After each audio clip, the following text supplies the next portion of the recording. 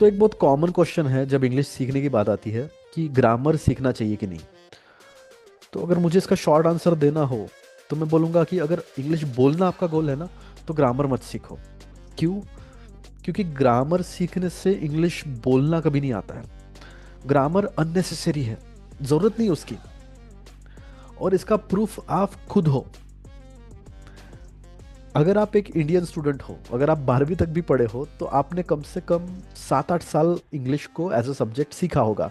और उसमें ग्रामर तो सीखा ही होगा। तो आपने सब सीखा, tenses, voice, narration, parts of speech, सब कुछ। तो इतने सालों से आप ग्रामर सीख रहे हैं, पर क्या आपको इंग्लिश बोलना आता है?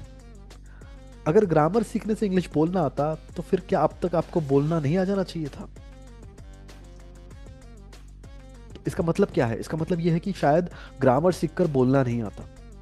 ऑन दी अदर हैंड, अगर आप अमेरिका जाओ और किसी भी रैंडम पर्सन को पूछो प्रेजेंट कंटिन्यूअस क्या है, पास्ट परफेक्ट क्या है, वो आपको नहीं बता पाएगा।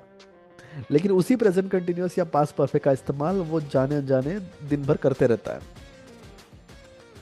तो हो क्या रहा है? अंग्रेजों को ग्रामर के रूल्स नहीं आते, पर उन्हें अंग्रेजी बोलनी आती है। आपने अंग्रेजी पढ़ रखी है, ग्रामर स्टडी कर रखा है, पर आपको अंग्रेजी बोलनी नहीं आती। इसका मतलब जो ग्रामर स्टडी नहीं कर रहा है वो बोल सकता है, और जो ग्रामर स्टडी कर चुका है, ग्रामर को चाट चुका है, उसको अंग्रेजी बोलनी नहीं आती। ग्रामर से अंग्रेजी नहीं आएगी। इस एग्जाम्पल को अगर मैं थोड़ा एक्सटेंड करूँ, तो आपको आपकी मदर टंग का ग्रामर भी नहीं आता।